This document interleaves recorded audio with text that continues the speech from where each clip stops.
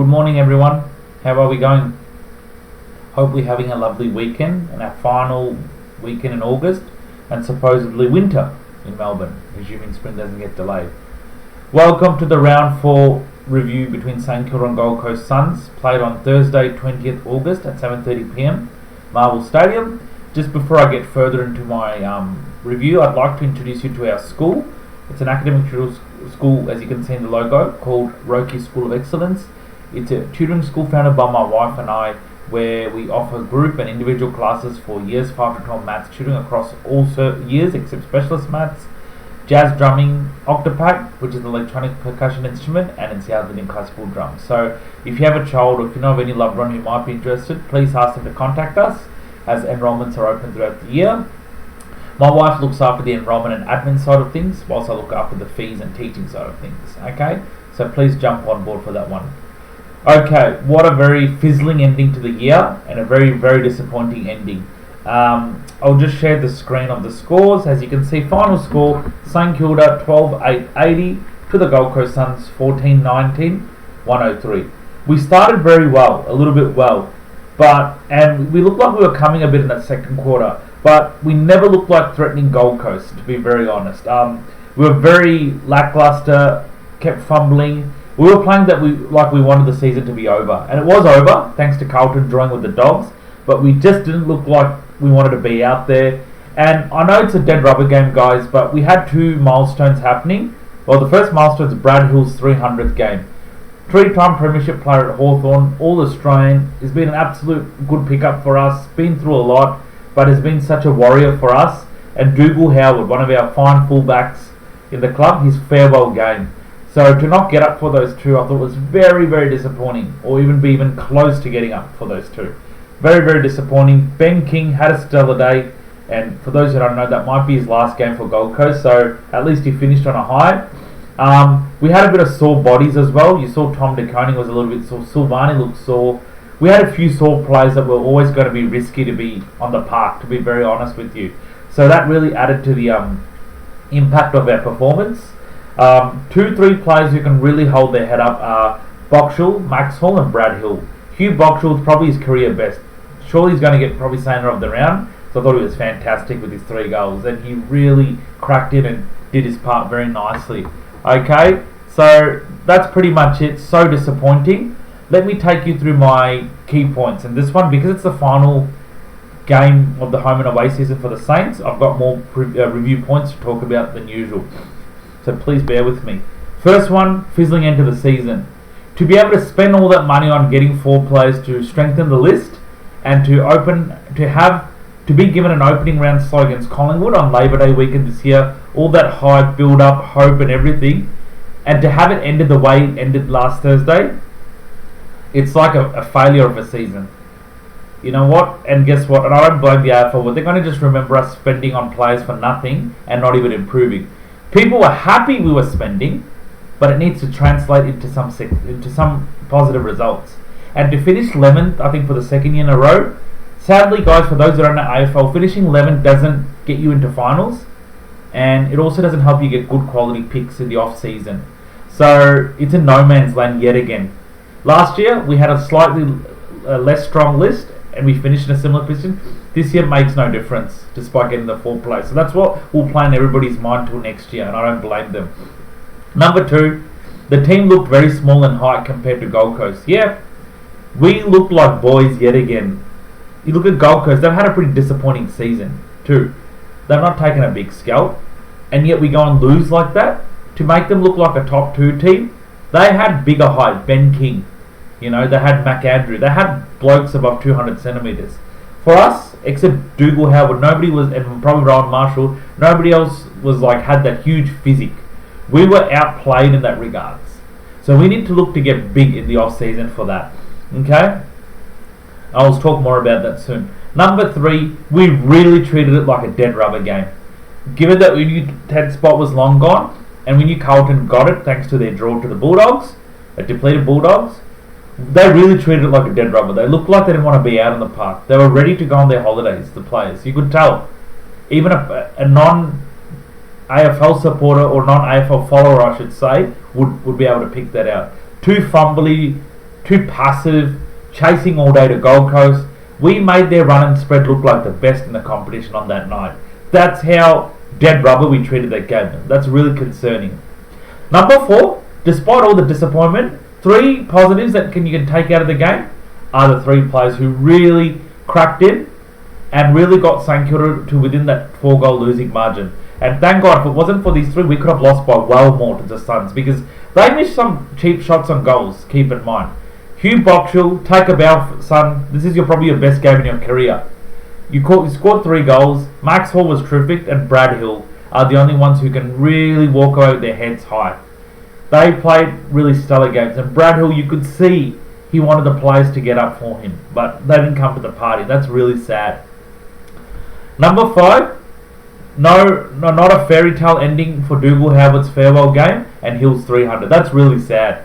Dougal Howard's been out most of the year, but he's been a bit of a stalwart in the back line.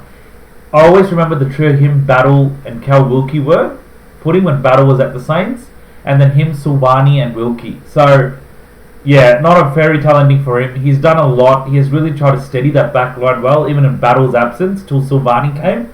And to dish up that performance was absolutely diabolical. Okay? Now, guess what? We're going to be shorter in the back line now with height. We're going to have to really fix that. And that brings me to my next point. I tell you what, every good team out there who are playing finals have a really big made fullback and a full forward. You look at Carlton, Jacob Wedring is a 200cm fullback. Harry Mackay, 200cm forward. We have a 200cm forward, Max King, but is he consistently playing? Absolutely not. So we can't rely on that. Owens, Sharman and all are not the answer for big made forwards. They're medium-sized forwards. We need to get that right in the off-season. We need a full-back to replace Dougal Howard now that he's retired, and a full forward, depending on Max King's progress with his health. We don't fix that in the off-season, I'm telling you, we're going to be in strife. And we're going to be looked as a very small, undermanned and undersized team. And guess what? We had to blame for that, because it was a problem that was fixable in the off-season. We need to sort that out badly, guys. Otherwise, there's going to be big troubles, and they'll be in awful trouble. Okay? You look at Hawthorn. They've got Battle and Barras. Battle is not an answer for a 200cm defender. Tom Barras is. They've got Marvia Cho on the other end of the ground. Okay? He's 200cm. Mitch Lewis, almost 200cm. So they've got good height at either end of the ground. In our case, that's why they're looked at as one of the destination clubs and a team to take serious note of. With us, till now that Dougal Howard's retired, we don't have anyone at the full back end who's big made. Full forward we do in Maxing, but he's in and out of the game. He's not getting consistent games in the park. We need to solve both ends correctly. I'm not worried about our midfield in that regards. We're a good running team. Ross always wanted us to be a good running team. We are. We've got guys like Wilson, Naz, Garcia, who run beautifully. Max Hall. But we are good in that territory. But we need height at both ends of the ground. Because I tell you what, it finishes with the forward attack. The midfield start, but it all finishes with the forwards doing their part. And we need some sort of player who can sort of take that forward on. Cooper Sharman was one I looked up to, but he's really gone in his shell. We need ones like, okay, I'll take it on. It's crash packs. Doesn't matter if it leads to a free kick, but hey, at least I put my body on the line. You look at Harry Mackay yesterday. I've never seen him crash packs as he used to before. He's taking the game on. Adam Chera, he's probably, under Voss, he was one of the worst ball users. Now he's hitting targets. Then you look at Jacob Windring when he's back. You know, he plays his part. Those sort of teams are going to be playing in wildcard or finals. They've got they have those things addressed. We need to address that badly. And guess what? Next year, for those who thought this year was a big year, next year is even huge. Okay, because my last point clearly says we have 21 players and Ross Line out of contract next year. That includes Nasai Wangley Malera, our best player of the club. Okay, we find ourselves in a similar spot in the bye next year. I'm telling you, Ross will be out the door, and it's pretty obvious what decision Nasai Wang and Ian Malera will make without going into it too much, and other players. Remember one thing, guys, Tasmania is going to come the year after, and they can poach players from various teams. So we really have to turn this around badly, more than bad. And it starts with solving that full back and full forward problem that I mentioned just a while ago. We don't sort that out, we could even be in a bottom 16 yet again. Okay, we need to sort out height. We are a good running team, but if you're going to come up against teams like Fremantle with big made guys like Luke Jackson, Michael Frederick, Sean Darcy, big made guys, Alex Pearce, we need to have the height. You know, Brisbane Lions, they've got Eric Hipwood who's 200 centimetres, Logan Morris close to that. Harris Andrews is their best defender. He's an all-Australian 200 centimetre defender. We have to sort that out. Look at Adelaide Crows. They've got Riley Thilthorpe. Tex is retiring, but Riley Thilthorpe. When we played Adelaide and Adelaide Oval, Silvani was on him. Thilthorpe had a blinder. Of course, Silvani and Wilkie won't be the answer. You need big-made players. We have to have a balance of height and pace, because that's what the good teams do. And until we get that, we're not going to be taken that seriously like the good teams. Okay? It's a big year next year, guys. I really wish the change in coach happened now. Well, it's better late than never, but it's a huge year next year. We don't win these close games. We don't grow up as Nick Riewoldt wants us to. I can assure you it's going to be a hell. We're going to be set back pretty badly. 21 players are out of contract end of next year, and one of them happens to be our best player of the team. He'll be watching our progress like anything next year. He signed on for 2 years because he knew, okay, we're heading somewhere, we're going to get players in the off-season, but if we're going to be very lackluster in our progress, we're going to be like boys and not putting our body on the line, it's probably going to make Naz's decision easier in one way, okay, without going into it much. We really have to own 2027. This is pretty much a life and death year, being very honest, guys. I'm not exaggerating. 2027, because of the way we finish this year, is going to be a life and death. Teams like Carlton, who were in the bottom 3, have shown they can turn it around in 12 weeks. We, St Kilda, played finals in Ross's first year, 2023. Since then, we've been middling. In that time, Carlton have played finals in 3 appearances.